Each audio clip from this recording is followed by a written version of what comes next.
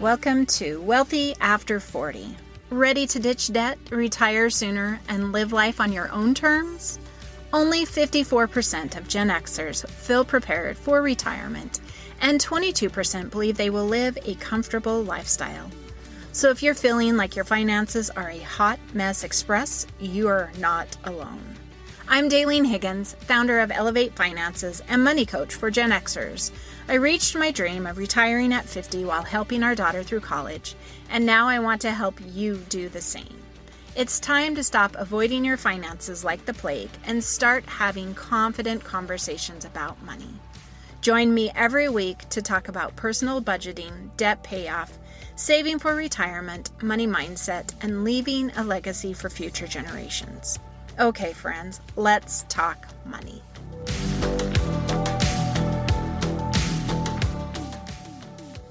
Welcome to today's episode. I'm excited to share with you a recent experience and a financial story of my own, covering the topic of how to navigate a large purchase.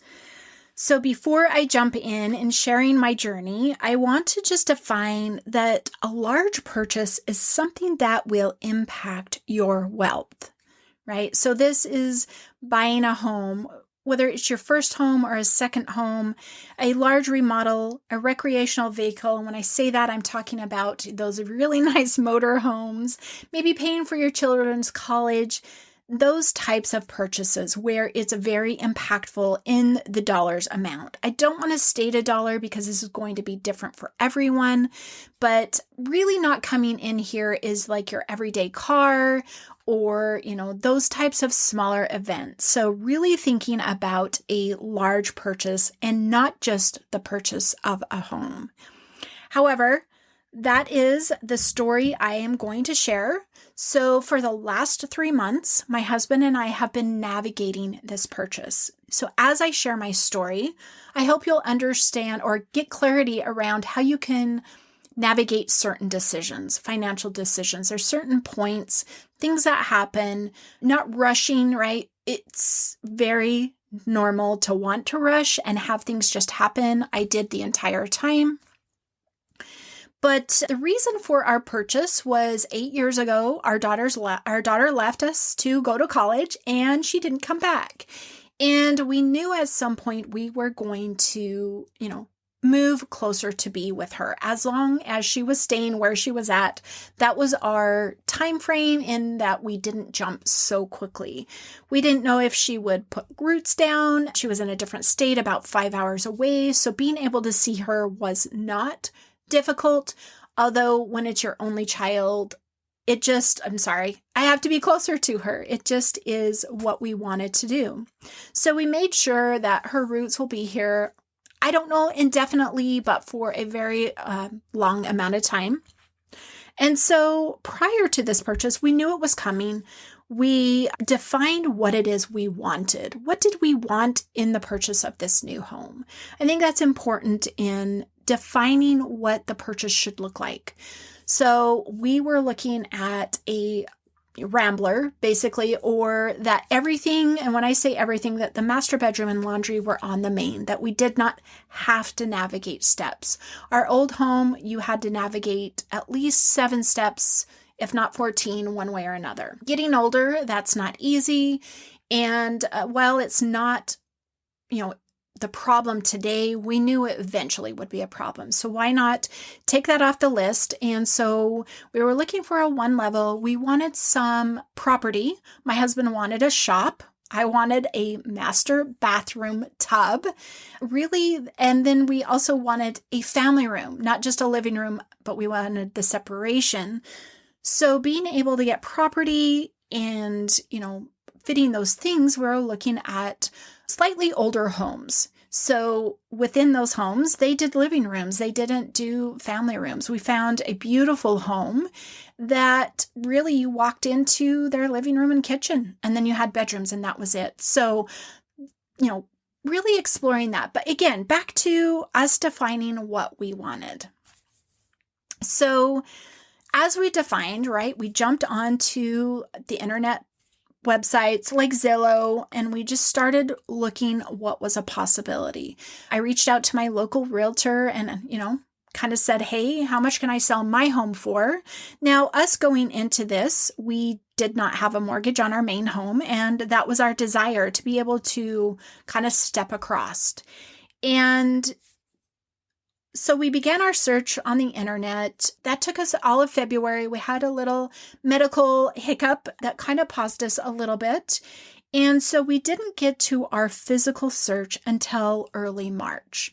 So, okay, we've defined what it is we really desired. We sat with a new realtor in the different state, and we went and did a physical search for 2 different days. We saw about 8 homes. And on our drive home, we shared how disappointed and discouraged we were. It was just eye-opening as to possibilities, reality, what truly in this market is going on. And if you were like me, you have not explored it, personally, the market for housing is crazy in most of the states. I know it's not like that in all of the states. And looking at the fact of, not being able to really, step across, we were like, okay, so what are we going to do? So we were talking about, some of them were okay, but then it was lacking this. It didn't have that, but I liked this, talking through all of those points that we had defined initially in our, list of wants that we, wanted the home to have. And so for the next 2 weeks after we were home from our physical search, we began looking at just slightly higher homes. Okay, so we added on about 100 to 150,000. My husband's like, I can just get another job. It won't be that much to pay off. So we're kind of just adding to our details and looking at what we can get. All it did was add a little bit more options to us and not necessarily desirable options. I mean, some of them were okay. There were some amazing homes out there. It's interesting. I just want to share when we were selling our home, somebody's like, oh, I didn't like the layout. And it's like, yeah, but I can't change that, So really looking through many homes to find what it is that fits for you. So we had upped it a little bit. So again, late March, we went in and we looked at some homes that were higher price range. Again, nothing stood out to us. So we weren't as discouraged. We knew that we could make something work. So we're looking now at a beginning and an end price range. We're seeing things pop up. They're still going fairly quick. That's the thing. It's like the housing market. I told one realtor at an open house I went to, I says, it's about 4 to 14 days. And he looks at me, he goes, no, it's like 7 days to 2 weeks. And I'm like, isn't that what I just said? So seeing it, firsthand, and understanding how quickly they were turning. So you knew you had to react. That was another thing that was hard because I don't like to be pressured into purchases, but I like to be knowledgeable with my purchases as well. So as we returned back home, we were able to get our home on the market after the month of March. We had taken all of March to declutter 20 years worth of stuff. Hopefully I'll have a story to share on that in the future. And we got it listed. And then, of course, all of the ideas, the scenarios, the fears, the worries, the possibilities are going on in my head. Well, what if we sell first and we haven't found a home? And, what if we find a home and, we haven't sold our home? Just going through all of those what ifs. And, those aren't great, but I think they can be good. So if you're in the same situation, as you're going through this, as you hit this moment where your fears and all of the possibilities and if this happens, then we have to do this. If this happens, then we have to do this. It was within that realm that a home that had been on there earlier popped up again. So the reason it came back on the market is because the appraisal didn't meet what they had put in as an offer, and they had to get lending. So again, evidence that homes are selling for more than they're worth, especially in certain areas. It's not a great market to be in. However, I have a home to sell, probably more than it was worth. So in a sense, I felt like, right, I'm in an okay place. So as I'm going through these possibilities, as this home pops up and I think, okay, well, this is a great house. Do I want to put in an offer? Well, can I afford this home without selling my current home? So I'm sorry, I am such a budget proponent because that is where I went. All right, here's all of the things I have. I pulled out the things that I didn't have to have, that I knew I could live without for about 3 months. I knew it wasn't going to take long to sell my house. And in that moment, I had the clarity that I could actually put in an offer, pay for that home while waiting to sell my other home. Now, I had options to keep it going longer than 3 months, but I wanted to just reach into what my current liquid funds were that were coming in every month. And so as you're navigating a purchase, really go through those feelings, those thoughts, those possibilities.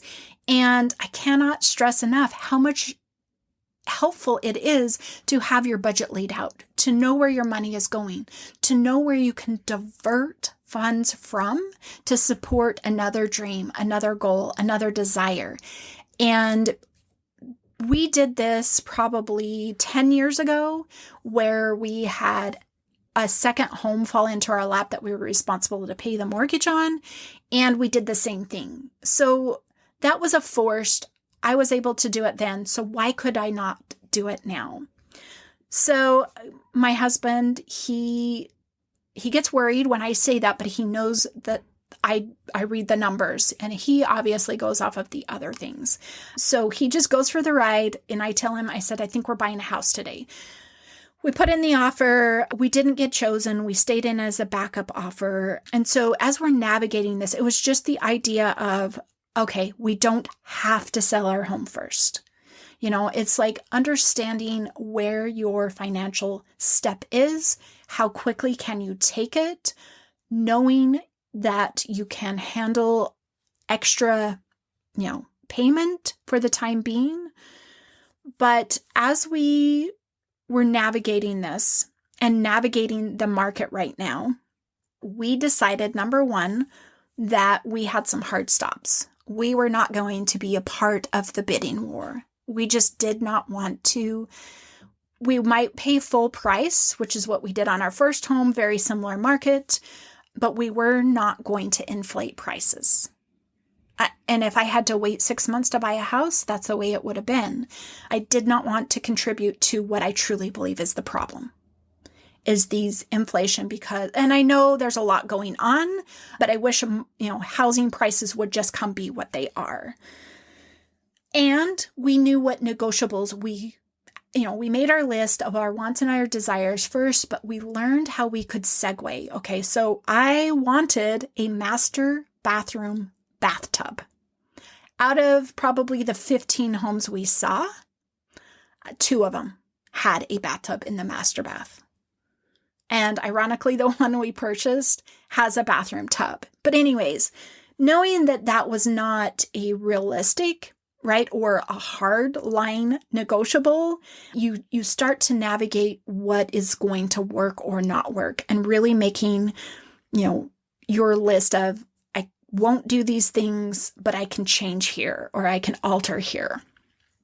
And the third thing, we did not want to purchase out of desperation, that we would just go the journey, but not in a moment of desperation feel like we had to buy a home or feel like we had to take an offer on our house. Desperation emotion does not belong with money. So if you're somebody who does that, try to learn to not be in that moment of desperation. I just have to share this. We received, after 3 days on the market on our home, a offer that was about $90,000 less than our asking price. And it was a realtor. And my understanding, I guess they're the worst. But really, if you cannot purchase a home or whatever it is you're purchasing in that price range, do not go looking at it, right? If it's not fathomable, don't go there.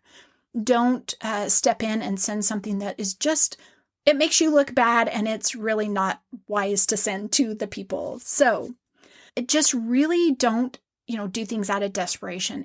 We could have been like, oh, well, we can sell our home and then we can go buy a home because we have money. We would have lost so much money on that offer. And really, we were only 3 days in. So be realistic with yourself. It is really normal to want to rush a large purchase, having moved into the home we are in now. So we looked at this home in that first weekend, and it was awful. I know that probably sounds weird as now I'm sitting in it. The carpet had never been updated. It was a 1976, I think it's a 76. I get it wrong all the time. Home. I really don't believe the carpet had been replaced since the 70s, maybe the 80s. The paint was dark. The linoleum was brown, so thinking back to that day and age, and it was awful.